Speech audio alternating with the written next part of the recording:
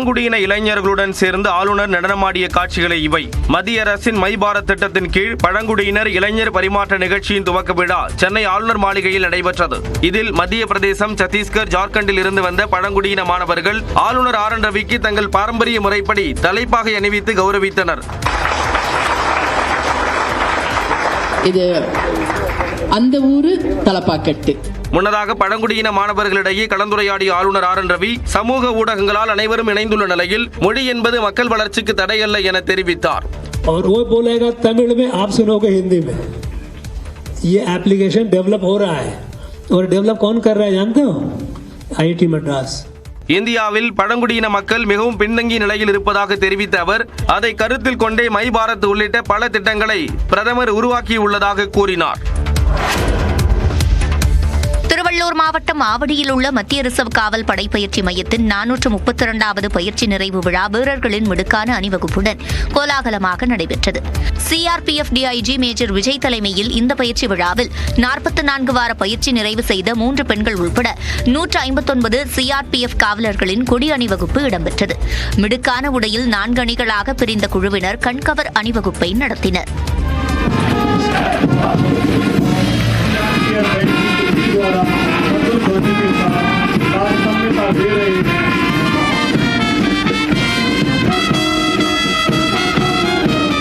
நிகழ்ச்சியில் காவலர்களின் குடும்பத்தினர் கலந்து கொண்டு அணிவகுப்பை கண்டு ரசித்து செல்போனில் படம் பிடித்துக் கொண்டனர். ரொம்ப பெருமையா இருந்தது.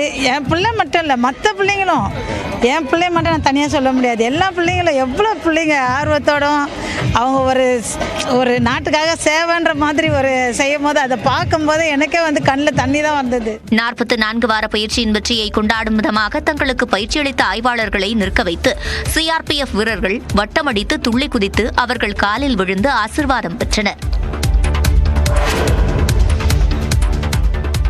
தமிழ்நாட்டில் வடகிழக்கு பருவமழை விலகிய நிலையில் பல்வேறு பகுதிகளில் பனிமூட்டம் அதிகரித்துள்ளது. அந்த வகையில் திருவாரூரில் காலை 8 மணிக்கு பின்னரும் புகை மண்டலமாக காட்சியளித்ததால் பொதுமக்களின் இயல்பு வாழ்க்கை பாதிக்கப்பட்டது. தொடர் பனி காரணமாக சம்பா நெல் சாகுபடியில் பூச்சி தாக்குதல் அதிகரித்திருப்பதாக விவசாயிகள் வேதனை தெரிவித்துள்ளனர். நாமக்கல் மாவட்டம் ராசிபுரம் சுற்றுவட்டார பகுதிகளான பட்டணம், புதுப்பட்டி, மெட்டாலா உள்ளிட்ட பல்வேறு பகுதிகளில் கடுமையான பனிமூட்டம் காணப்பட்டது. சாலைகளை பனிமூட்டம் சூழ்ந்ததால் எதிரில் வரும் வாகனங்கள் தெரியாமல் வாகன ஓட்டிகள் அவதியடைந்தனர். இதனால் வாகனங்களில் முகப்பு விளக்குகளை எரியவிட்டபடி சென்றனர். அதேபோல தஞ்சை சுற்றுவட்டார பகுதிகளை பனிமூட்டம் சூழ்ந்து குளிர் பிரதேசங்கள் போன்ற உணர்வை ஏற்படுத்தியது. எதிரில் வரும் வாகனங்கள் தெரியாததால் வாகன ஓட்டிகள் அவதியடைந்தனர். பகல் நேரத்தில் வெயில் வாட்டிய நிலையில் அதிகாலையில் செடி கொடிகளில் பனி படர்ந்து ரம்மியமாக காட்சியளித்தது.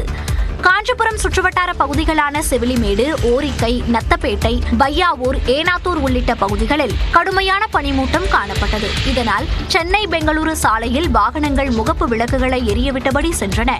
இருப்பு பாதை தெரியாததால் மின்சார ரயில்களும் முகப்பு விளக்குகளை எரியவிட்டபடி சென்றன. சென்னை புறநகர் பகுதிகளான சோழிங்கநல்லூர், செம்மஞ்சேரி, பள்ளிக்கரணை, மேடவாக்கம் உள்ளிட்ட பகுதிகளில் அதிகாலை முதலே கடுமையான பனிமூட்டம் காணப்பட்டது. எதிரில் வரும் வாகனங்கள் தெரியாததால் வாகன ஓட்டிகள் சிரமமடைந்தனர். அதே நேரம் பகலில் வெயில் வாட்டி வதைத்த நிலையில் குளுமையான சூழல் நிலவுவதால் பொதுமக்கள் மகிழ்ச்சியடைந்தனர். கடலூர் மாவட்டம் நெய்வேலியில் கடுமையான பனிமூட்டம் காணப்பட்டதால் பணிக்கு செல்வோர் சிரமமடைந்தனர். எதிரில் வரும் வாகனங்கள் தெரியாத வகையில் பனிமூட்டம் காணப்பட்டதால் வாகன ஓட்டிகள் முகப்பு விளக்குகளை எரியவிட்டபடி சென்றனர். செங்கல்பட்டில் 3வது நாளாக கடுமையான பனிமூட்டம் காணப்பட்டதால் மின்சார ரயில்கள் மிதமான வேகத்தில் இயக்கப்பட்டன. இதனால் தென் மாவட்டங்களில் இருந்து வரும் அனைத்து ரயில்களும் சென்னைக்கு 15 நிமிடங்கள் கால தாமதமாக இயக்கப்பட்டன. சிதம்பரம் சுற்றுவட்டார பகுதிகளான புவனகிரி, பரங்கிப்பேட்டை, புதுச்சத்திரம், கிள்ளை, அண்ணாமலை நகர் உள்ளிட்ட பகுதிகளில் அதிகாலை முதலே பனிமூட்டமாக காணப்பட்டது. இதனால் வாகன ஓட்டிகள் முகப்பு விளக்குகளை எரியவிட்டபடி பயணித்தனர்.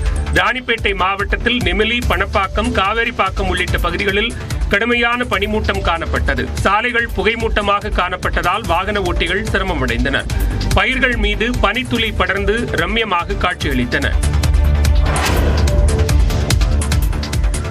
உதகை மற்றும் அதன் சுற்றுவட்டார பகுதிகளில் 0 டிகிரி வெப்பம் பதிவானதால் தண்ணீர் பனிக்கட்டியாக மாறியது. இதனால் பொதுமக்கள் அவதியடைந்தனர்.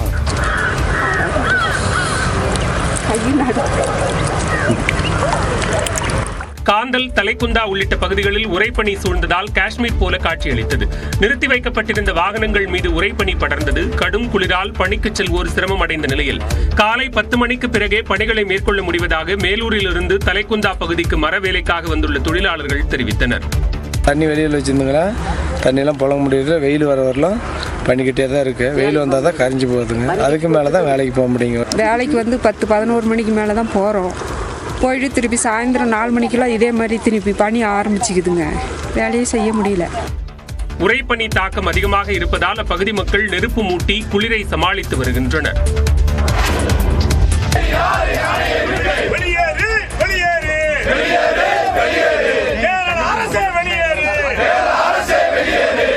முல்லை பெரியாறு அணை தொடர்பாக விஷம கருத்து பரப்புவோரை கண்டித்து விவசாயிகளுடன் தமிழக வெற்றிக் கழகத்தினர் இணைந்து போராட்டம் நடத்திய காட்சிகள் தான் இவை. முல்லை பெரியாறு அணை நீர்மட்டத்தை 152 அடியாக உயர்த்த கோரி கேரள மாநில எல்லையான குமுளியை பெரியாறு வைகை பாசன விவசாயிகள் முற்றுகையிட முயன்றனர். அவர்களுக்கு ஆதரவாக தாவேக்கவினரும் போராட்டத்தில் ஈடுபட்டனர். இதற்காக லோயர் கேம்பில் இருந்து ஊர்வலமாக புறப்பட்ட விவசாயிகள் மற்றும் தாவேக்கவினர் கேரள அரசுக்கு எதிராகவும் முல்லை பெரியாறு அணை தொடர்பாக விஷம கருத்து பரப்புவோரை கண்டித்தும் முழக்கங்களை எழுப்பியபடி குமுளி நோக்கி சென்றனர். லோயர் கேம்பில் உள்ள பென்னிகுயிக் மணிமண்டபம் முன்பாக அவர்களை காவல்துறையினர் தடுத்து நிறுத்தியதால் விவசாயிகள் மற்றும் தாவேக்கவினர் தரையில் அமர்ந்து போராட்டத்தில் ஈடுபட்டனர். பெரியார் அணையினுடைய நீர்மட்டத்தை 152 அடியாக உயர்த்த வேண்டும். இந்த விஷமிகளை மத்திய உளவுத்துறை கைது செய்து விசாரணைக்கு உட்படுத்த வேண்டும். கேரளாவிலே குமுளியை மையப்படுத்தி அடுத்து போராட்டம் நடத்தினால் நாங்கள் என்ன செய்வோம்? கம்பத்திலிருந்து ஊர்வலமாக குமுளிக்கு போவோம். அதன் பின் விவசாயிகள் மற்றும் தாவேக்கவினரை காவல்துறையினர் சமாதானப்படுத்தி அனுப்பி வைத்தனர். விழுப்புரம் மாவட்டம் செஞ்சி அருகே கோயில் உண்டியலை உடைத்து திருடும் இளஞ்சோடியின் சிசிடிவி காட்சிகள் வெளியாகி அதிர்ச்சியடைய வைத்துள்ளது. உண்டியலை உடைத்து காணிக்கையை களவாடிய இளைஞர் பணத்தை ஹேண்ட்பேக்கில் போட்டு நேக்காக தப்பிக்கும் இளம்பெண் கூட்டு சேர்ந்து கோயிலில் கைவரிசை காட்டிய சம்பவத்தின் பின்னணி என்ன? இந்த தொகுப்பில் பார்க்கலாம்.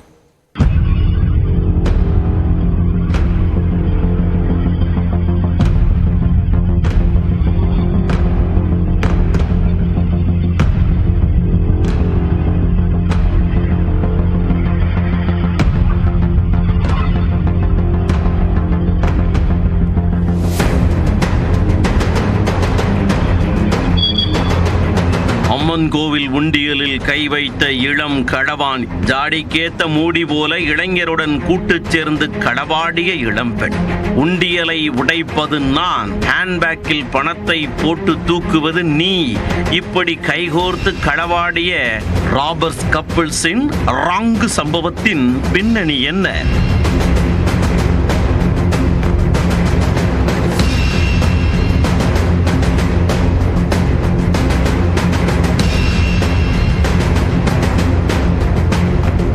விழுப்புரம் மாவட்டம் செஞ்சி சேத்பட் சாலையில் உள்ள சங்கராபரணி ஆற்றங்கரை ஓரம் அமைந்துள்ளது சோலையம்மன் கோவில்.